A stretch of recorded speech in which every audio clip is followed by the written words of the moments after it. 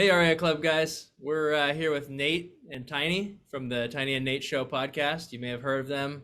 These guys are doing awesome things in the real estate space, and they're both from right up here in my backyard. Tiny is up in Sandpoint, Idaho. Nate's over there in Bellevue. Bellevue or Bellingham? Bellingham, Washington. Yep, Bellingham, right across the mountains from you guys. Thank you for the correction. All right. And these guys are just super cool, super down to earth, and I just wanted to bring them to you guys and talk about their origin story, what they did before real estate investing, how they got into real estate investing, and like how awesome they're doing right now. Guys, thanks for coming on the show. It's nice to have you. Yeah, thanks for having us. We're excited. Thanks, George. I'm hopeful that we can share a good story with the REI Club that just shows people that anybody can do this with the right knowledge and the right team and the right education, I would call it. Yeah, and then it can actually be fun, maybe. Yeah. Wait, you guys have fun doing this too? Occasionally. Okay. Occasionally. I think we have quite a good time. Depends on the day. That's for sure. For sure. True. All right. So Daniel, why don't you tell us about your life before real estate investing? What were you up to? Gosh, Nathan and I have been partners for a long time, and I've come from a small family or a small business background.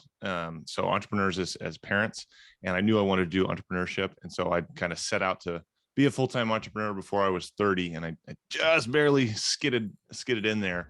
But Nathan and I have been partners back since a little over 5 years. And so we've done a lot of different things together, but it's always been around, pairing up people who need something that a professional can provide, and then making sure that the right professional is paired with them. We've done that through a bunch of different mediums and a bunch of different businesses, serving all kinds of clients of varying size and shapes. But getting into real estate, before that, we had a service company, and then we were like, kind of started COVID. We're like, we need something that's a little bit recession proof. Because we were running our business and it was okay, but it was basically we were our own employees. We weren't growing a business that was running itself and like really succeeding at a high level that we wanted. So we're like, what industry is going to kind of do okay, whether we're up or down? It's like, well, the real estate industry seems like better than the one we're in now. So, if stuff's up, people are buying houses, stuff down, people are selling houses. So it's like, all right, let's do that. So we're able to apply what we've learned over the years and work with agents and brokerages.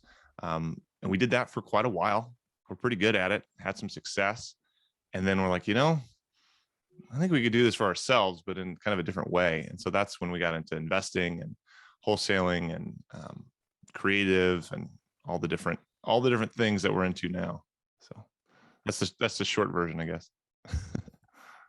Nate, would you pretty much echo that? I mean, were you up to no good with Tiny over there?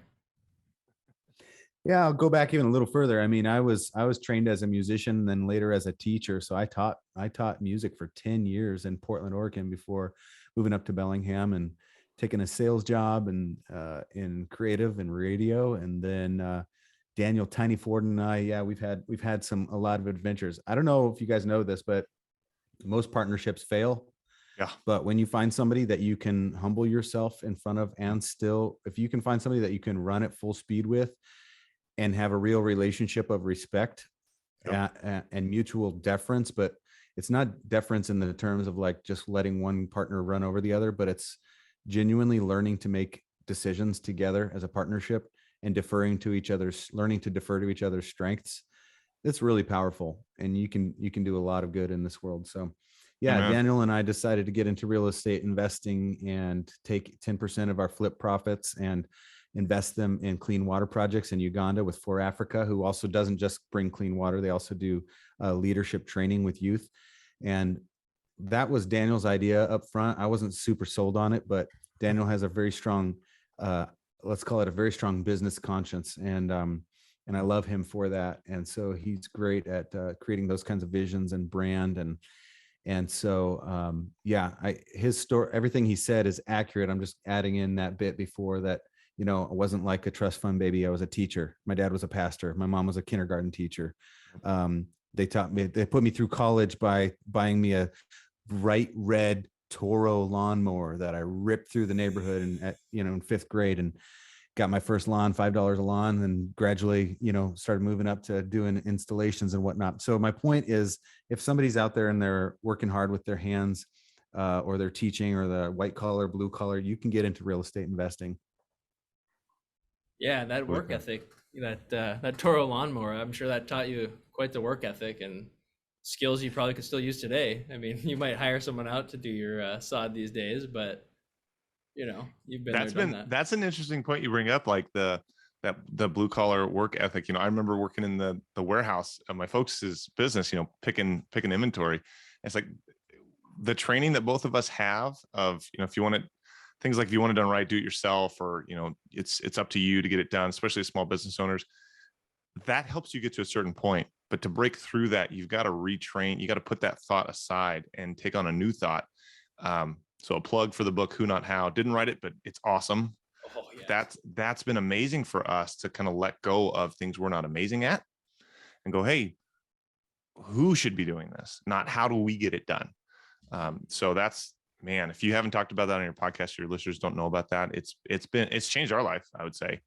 And gosh, I feel like brought the joy back to our business in a big way. Like, he's able to rock his thing and stay in his pocket and just jam, and I'm able to do my thing.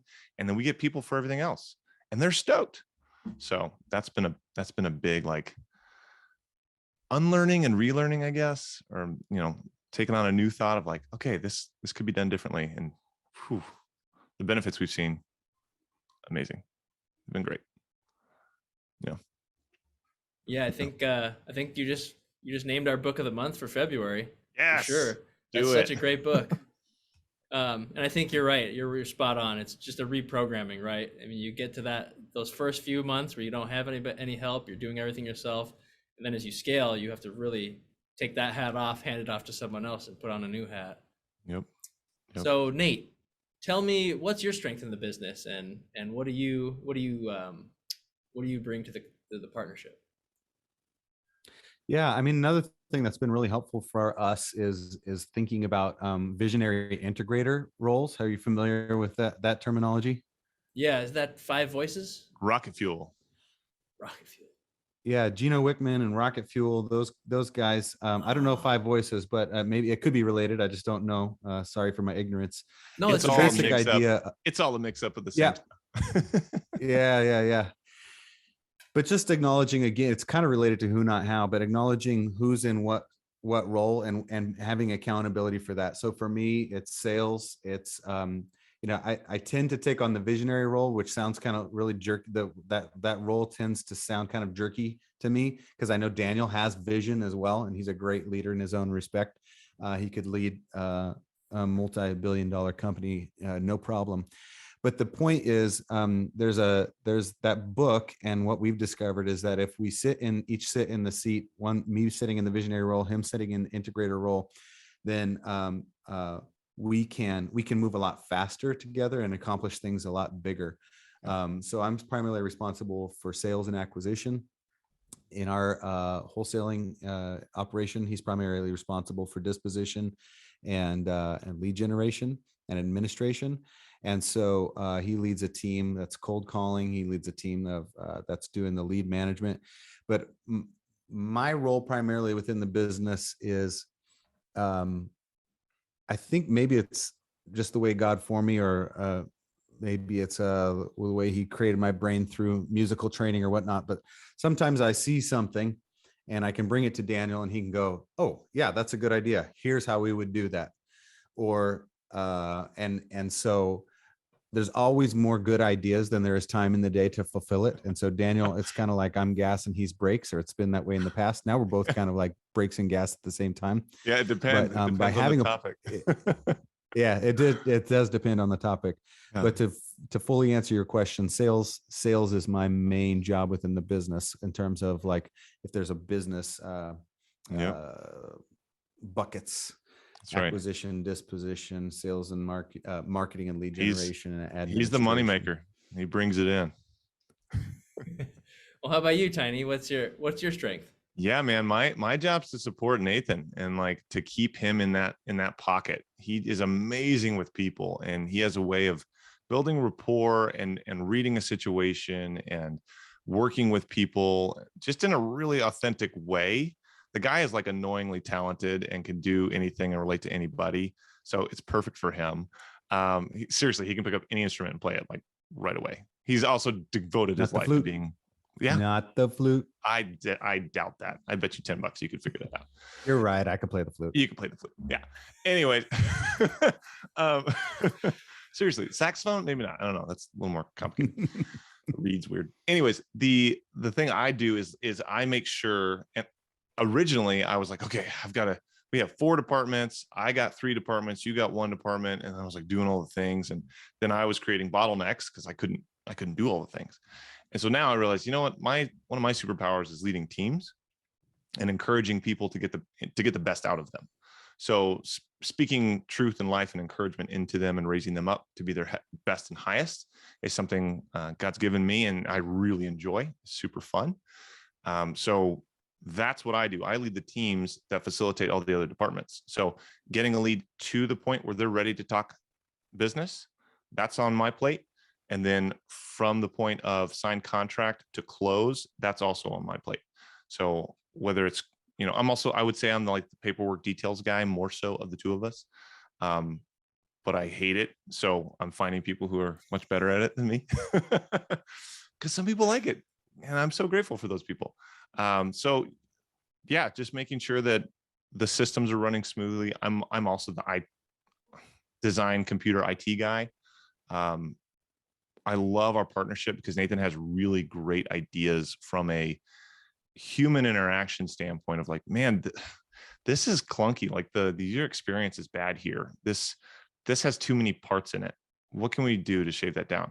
So he'll describe a need, and then my brain attacks it from a systems perspective. And I go, oh, well, we could do this, and this, and this, and this. And then you just have to click a button. He's like, do that. So then I make that, and then it gets better. So after years of practice together doing those things, and kind of an intervention at Pace's mastermind, kind of got called out by the other students of going like, hey, you're kind of replicating each other's work. Like you're both doing the same thing. We were kind of headed in a way where like he had a territory, I had a territory, and we're doing the same job. And I was miserable. I think he was miserable. And so then they're like, you're one company in multiple markets. Act like it. I was like, oh, right. And so then we got in our lanes, stayed in our lanes, firmed up what we do, and it's been joy. Like I love my job. I'm stoked. I'm getting to work with people who I'm getting to encourage and empower and strengthen. Nathan's closing deals. He's serving people. And it's phenomenal. So like a plug for partnerships. Wow. Like don't get in a bad one. It's horrible, but this has been life-giving. And like, man, he's my bro. Like there's nothing I wouldn't trust him with, and that's super rare, super duper rare. So that's my part of this business. We have other ones, but that's the main one that we have for now. Of course you do. That visionary integrator is from Traction. As soon as you said Gino, I said, that's right, it's Traction. That's right. Yep. That's a good one too. And I love that you guys found that. I mean, I think a lot of people are like, how do we scale? We scale, do the same thing and copy paste in different markets, right? But that doesn't use your guys' best strengths, right? Maybe, yeah. That's a big one. Pace challenged us on is like, stay in one market. There's more there. Become the expert there. Like when you spread out to a bunch of, more than a couple, then it becomes real stressful. But yeah, it's amazing. Like when a team like ours works together, my marriage is the same way. We're super different people, but man, when we're working on the same team, we are a force. So it's just about working well together. I love it. Okay. So tell me about a time you guys have disagreed and how'd you guys get through it? I'll let you take that one. Oh, I disagree with him all the time, and I just steamroll him, and I say, "No, we're doing it this way." No, I'm just kidding. It used to be a lot. I'm sure that's happened like before. That. It used to be a lot more like that. That hasn't happened in a long time. No, that's true. No, I've really matured through our partnership, Daniel, for sure. I'm not nearly so bulldozy. George, I don't know. It's usually related to something to do with our differences of strengths. Like I did a lot of copywriting in my radio days, and I'll have a strong idea about a way I want to frame or say something, but then I'll bring it to Daniel and he'll have like three changes, and I'll like one of them, and then I'm like, no, we're not doing those other two, you know? So it's like, so it's tricky to balance that out with a partner. But it's a lot better when you work it, or the ideas can be a lot better when you work it through. Another great book related to that is Thinking Fast and Slow? I can't remember now, but so I won't recommend the book, but just learning to slow down the thinking process a little bit more. And that's, you're forced to do that when you have a partner, because you can't just have an idea and just immediately go execute it on your own without breaking the system or understanding. Yeah, that's been a huge like area of growth I've seen in Nathan, is like, because he's just a kind of guy that takes massive action and like can absolutely beat everyone off the starting line and just do super well. Like, wow, I can't believe you got that done in an afternoon. Where I kind of complement that is like, make sure that it's sustainable. And it's like, okay, let's replace the duct tape with rivets, and let's make sure that we're using the right tool. And okay, cool. There's follow up here. Sweet. So he, that was something we had to learn, is like, he's not just on his own. He's not just running his business by himself. And it's like, hey, what's that big expense? Oh, it's this. I signed us up for that. It's like, what? So that hasn't happened in a long time, but I remember when it did, it was like, ouch, it didn't feel good. And so that's where I think probably so many partnerships fall apart, is there's not the trust and respect to like speak up and go, hey, that sucked. How do we work through that differently next time? Because I love you, but that was not fun.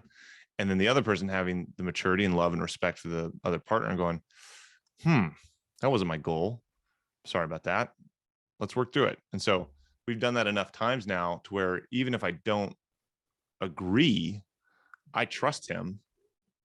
So I'm like, all right, well, that's not how I would do it, but this dude's brilliant. Like, it's probably going to work just fine.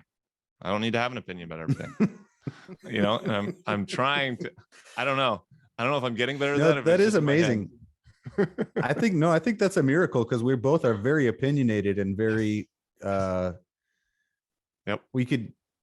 you could run your own thing. I could run my own thing. And that's kind of where we were headed with the Idaho, Washington thing that we got spanked on at the mastermind, at Pace's mastermind. But so I don't know. I think that's a bit of a miracle because we've greatly reduced the amount of friction. Probably a lot of it has to do with sitting in the right seats and saying who's responsible for what, right? If it's an admin thing, if it's a lead gen thing, it sits on his plate. If I don't get in his lane, I can have an opinion. I can say something about it, but it's his responsibility. And that's a tremendous amount of freedom for me, because, as an entrepreneur, when your brain is spinning, trying to solve 10,000 different problems, you're constantly phase shifting from these different tasks that have to be done.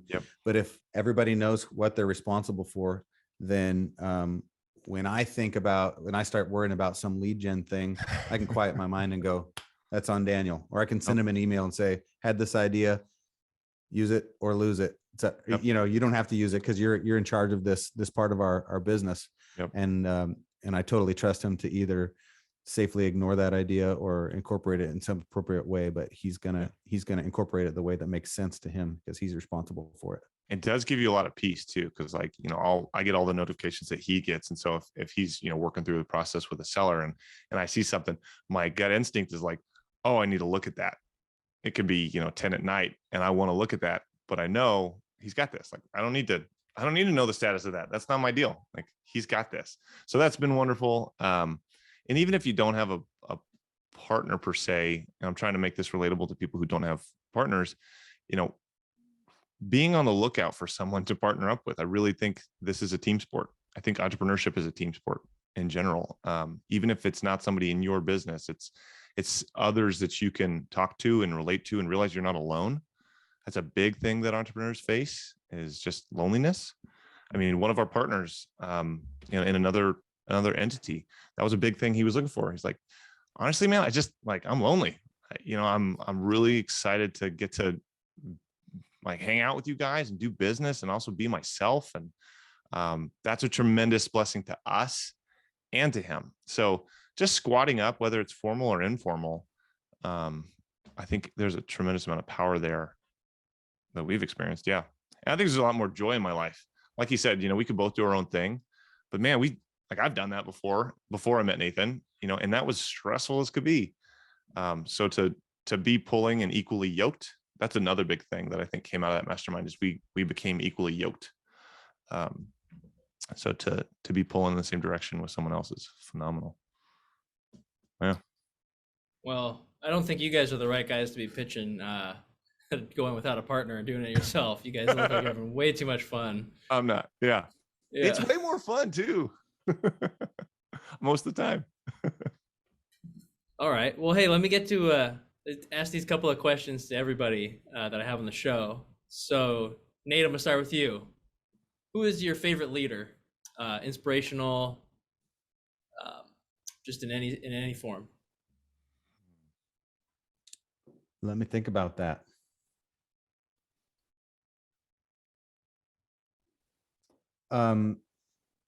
I don't know this from rubbing shoulders with him, but if you've ever listened to any Simon Sinek teaches, he's the what's his book called? Start with why. Yeah. Start with why. Yeah. Oh. One of the things I like about him is he goes and he learns from like the Navy SEALs.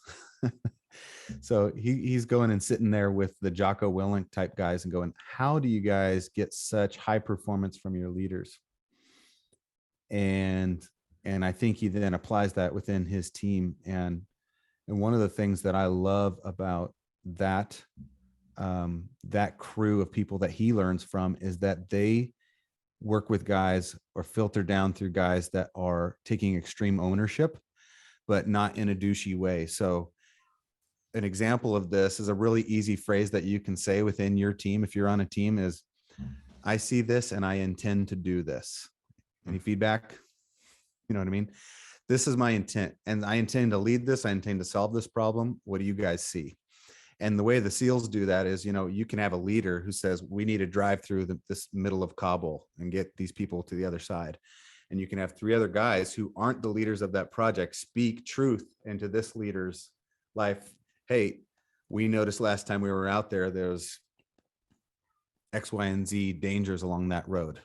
And this leader's humble enough to go, I intended to get us through this way, but because of this feedback of these other fearless leaders this isn't their responsibility, but they are taking responsibility to share with me this knowledge. Now I'm going to change the plan a little bit. Mm-hmm. And I'm humble. It's not about my plan winning. It's about us together achieving the goal. So I'm bringing up Simon Sinek. I'm bringing up Jocko Willink and any of those guys that live after that philosophy. I love that because no leader or even sub leader within a group wants to constantly be like managed. So I love that idea of being able to say, I intend to do this. There's a great story. I won't get into it long, but there's a great story about a submarine commander who basically turned around the worst submarine crew possible by teaching them to say that instead of them thinking, well, it's not my job or it's the next guy's up thing or passing the buck, passing the blame up. Instead, he taught them to think, I intend to do this because this seems right for what we should be doing right now. And by doing that, their commanding officers could go, yep, do it, get it done. I see that you see it. So I love that phrase and I love those leaders. I like that. Tiny, how about you? I'll tell you mine in just a second. Nathan, some fun feedback just in the moment. I couldn't have answered that question for you with the name of that author, but I definitely would attribute that you love that and live it. And it's so encouraging to me because that's alive in our company. Like with our team, when I do the team meetings every morning with our folks, like that's one of the things I encourage is act like you own this place. I hired you because you're a creative human being, not a robot. I want you to take ownership and solve problems and ask for forgiveness later. Like make the best choice you can with the judgments you've got, and let's learn from everything. So that's definitely penetrated the culture here. And so just some some personal praise in our own organization, like that Nice. that has affected me and it affects our team. So that's really encouraging. I love that. But yeah, it also just empowers everyone. Like I'm very careful on the words I choose. They don't work for me. We work together, and it's small, but it is powerful. Because people I work with all over the world, they're not used to being treated that way. So we treat them a lot better, and we empower them to make great choices. And they do. It's incredible what they do, what they accomplish. It's like, oh, okay, that's cool. Pretty sure no one else's VA is doing that. Like, you're a rock star. So that's pretty sweet. My favorite leader. Gosh, that's a big question. My like immediate Sunday school answer is Jesus, but I won't play that card. Definitely a big fan. I would say he's probably the best one. A recent one is going to be Dan Sullivan, who didn't write Who Not How, but he had it written by Ben, Dr. Ben. I forget his last name. Thank you, Hardy. Yeah. I've benefited so much from the value in that book and from what he's spent the last 50 years developing. I really appreciate consistent value production over time from people. I think a lot of people, including myself, jump around, and maybe until we stick to something that we really love. But it seems like from a very early age, he has been doing the same thing. And I love the Who Not How method. I love that it's question based. I love the power of unlocking potential in other people, and the freedom that it creates and the opportunity that it creates, and that nobody loses. It's just, I really, truly love that. It's been good. Yeah. That's awesome. Yeah, it's not a zero-sum game, right? Everybody working together at firing at all cylinders. Yes. Adds up to more. Oh, yes. Yep. All right, Tiny, go with you here. Favorite quote you live by? Oh, favorite quote I live by. The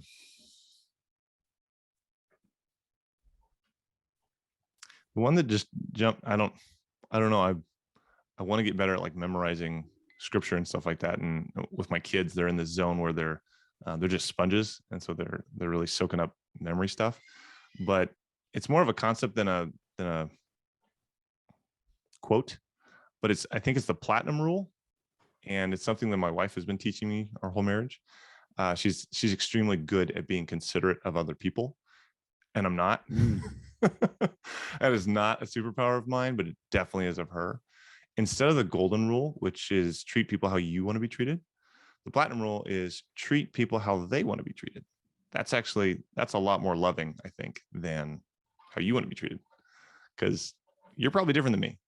And if I treated you how I want to be treated, that might really rub you the wrong way. So it takes a lot more effort and energy and consideration to treat people how they want to be treated. So it's more of a concept than it is. And I'm trying to do that. I don't know that I succeed at it, but it's definitely something that's on my mind often, especially with my little girls and my wife and people I work with. It's like, okay, I got to change how I say this. So, I like that. I've never heard of the platinum rule, but that's a good one. Doesn't have to be a quote, Nate. So I'm going to throw it over to you. I broke the question. Yeah, Sorry. absolutely. Well, I That's had a all little right. bit more time, so that was nice to think. And mine's not a quote either, but it is something that we learned from Pace this last year that I really loved.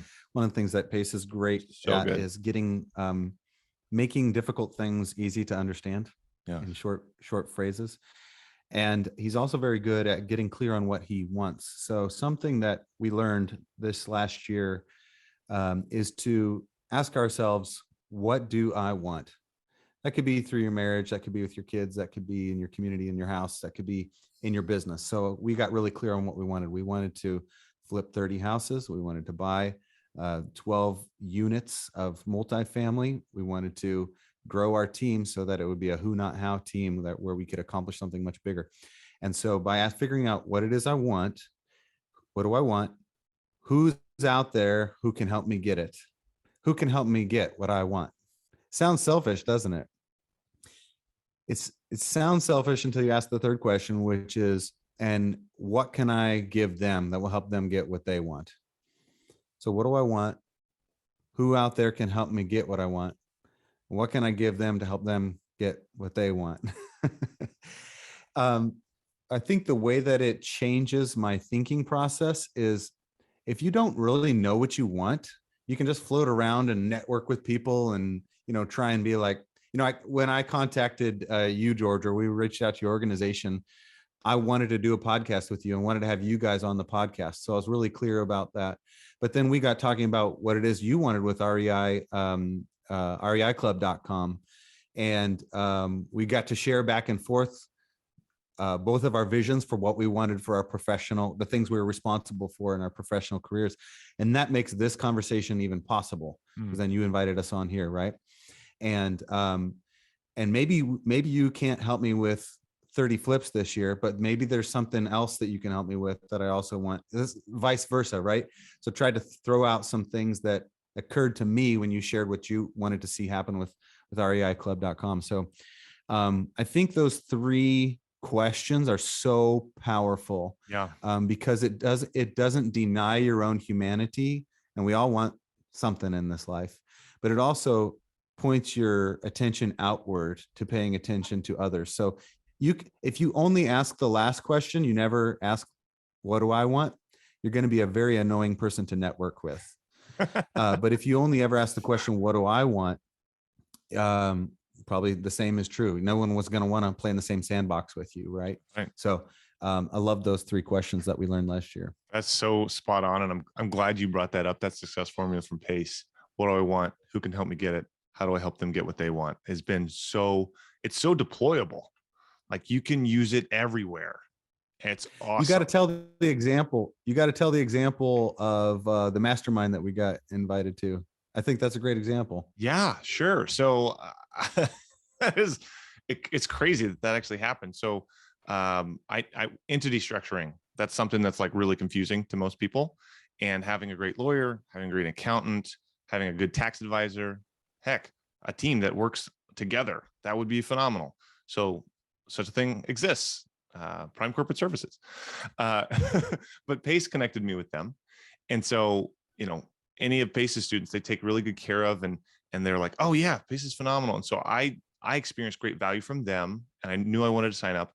But at the end of my thing, I said, hey, by the way, I would love to get on the phone with you, with your CEO, and just for an hour. I would love to find out how I can serve you guys. I'm pretty sure none of their clients had ever asked that. I mean, maybe Pace did, but I did that just copying what Pace taught me. Like, hey, go do this. And so I got on the phone. This is a big company, mind you. Like, they've got lots of people and plenty of clients that are way bigger than I am. But I got an hour of the CEO's time, and it was amazing. And so by just asking that question and opening up like, hey, how can I serve you guys?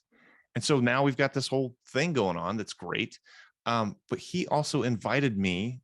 He gave me $20,000 worth of tickets to a mastermind that he goes to and is part of.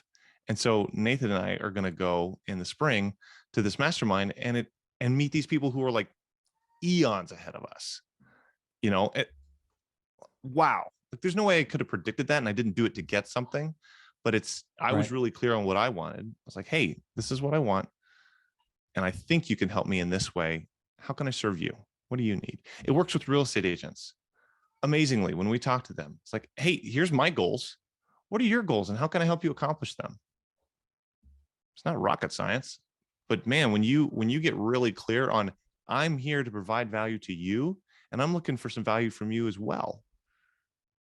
And I'd love to have fun doing it, but I don't need an extra friend. Like, don't feel like I'm just going to suck up all your time. How can I serve you? That is so good. Yeah, I'll add one more story. Applied that with a realtor friend of mine here in town and figured out he shared the vision, what we were looking for, 30 flips this year. Asked him what he wanted. He immediately went out and brought us, I think he's now brought 4, 5 properties. I think all of them off market. A couple of them are under contract right now. Amazing. And so, yeah. Not everybody is willing to do that. He's a unique cat, but he caught the vision. And so that's a short-term turnaround where that is affecting our business right there. For sure. So good. And everyone wins. There is no loser. Like that's a critical thing. Like everything we do everybody needs to win. And in some cases, some third party who has nothing to do with it wins. That's the best. like the for Africa thing. It's like, by the way, some people on the other side of the planet are really going to benefit from this. Like, that's just awesome. That's cool. Great question. Good question, George. Oh, thanks. And then finally, let's finish off. What's the personality trait, Tiny, that you feel like is most important for entrepreneurs? Oh, grit. That one jumps out super fast. Grit. You got to be able to take a punch and get back up, like right in the mouth. And that takes time to develop. It's just that I'm not going to quit. You can't lose if you don't quit. When you give up, that's when you lose. You've lost. So, I mean, we've gotten smacked hard a lot. We've had to reinvent ourselves so many times. We started a business that served gyms and helped them grow their business in January of 2020. Rough timing. Like nobody could predict that kind of crap. But we rolled with it. We took the same skill set and tools and repurposed it in real estate, and then built a national company out of it. And then the national housing crisis happened. Closed the business down because our clients couldn't sell houses because they were being beat out by $100,000 over. So then we rolled that into investing and wholesaling. So, just the ability to take a punch and keep moving, and always ask the question, how can we make this work? Not, oh, look at all the ways it doesn't work. Those people are not going to make it in business. So that's my thought. I'll be quiet though. All right, Nate, that means it's you. Well, I have two conflicting. Most truths in life are truths that are held like a tightrope. Two trees, one tree pulling right, one tree pulling left on a tightrope. So I would say it's taking massive action and learning to think and grow rich. Everybody who's read that book, the part of the process where you think through your goals and get clear on them. Yep. Think who's going to be on your team. Write it down, talk about it, manifest it, make a YouTube post about it, make a Facebook post about it, share what you're looking for. That's the thinking process. And then taking action, right? Yeah. Whether it's joining a mastermind, going to work for somebody who's already doing the thing you want to learn, test the ads, start calling somebody, knock on doors, go around and look for who's wholesaling houses in your community. There's so much action you can take. You could just put together a list of 10 things and get going with them. But both those truths are powerful at the same time, right? The thinking time and then the doing time. I think probably most people spend more time on the thinking time than they do the doing time. I think you just have to figure out which one you tend to lean towards more and ask yourself if that's helping. Is it a dynamic tension? It is a dynamic tension. That's one of my favorite phrases, Tiny. It's a dynamic tension, George. Yes. Got to land the plane on this one though. Let's land the plane. Yeah. No, that's a great question. You bring up a great point because, in that grit concept, it's not giving up even when your great plan that you executed on well fails. Like, I think all of those tie together because it will fail. Like it probably is going to fail. Most of the time it does, but don't give up. Keep going. I think that's where it's people like deem it a failure because they just didn't keep going. It's like, well, you tried it 4 times. Like how many people actually said no to you? 3, 4. Don't give up. Like keep going. How many times did it take to invent the light bulb that worked? A bunch. So, you're and not just taking, it's like truth and grace, right? You got to have both with what Nathan's saying is you got to take massive action, but not just like willy-nilly. I think a lot of people get all jacked up. They're like, I'm going to go do stuff. And then they go do it. And then they're like, that didn't work. So thinking through it first, but then actually getting off of your like mental high rise and going and taking action is so critical. Cause there's no substitute for just doing it. Yep. Go do it. Nike swoosh. Just do it. Just do it. All right. Well, we got to land this plane, like you said. That's right. Nate, Tiny, thanks so much for stopping by. You guys, if you want more of their content, I know I do. You can find them on the Tiny and Nate show on the podcast app of your choice. What do you guys put out? Episodes weekly, daily? Weekly, every Mondays. Every Monday. About 6:00 they should drop. All right. All right. Well, there you 5, guys 6 go. o'clock. There you go. Thanks so much, you guys, for coming on. Thanks for having us, man. Absolutely, Yeah, you bet. George. Thank you. Bye, guys.